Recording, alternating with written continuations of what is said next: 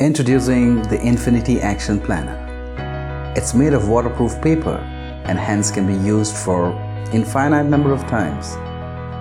Use a watercolor pen, write, capture on your phone and erase it all.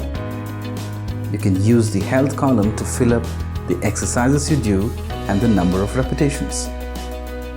Fill in your vision for the year on the year planner. Have a sales projection for the month on the month planner, or a specific task for the week. Use the productivity matrix to prioritize your work.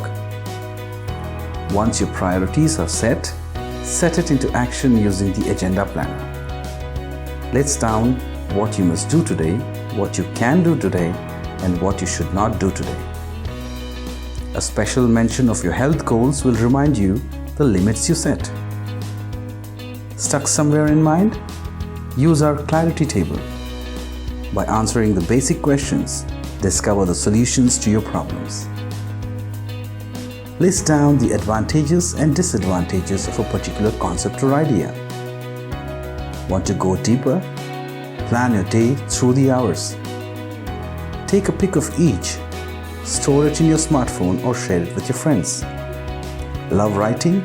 Use the summary pad. Love doodling? Use the dotted or plain doodle pad.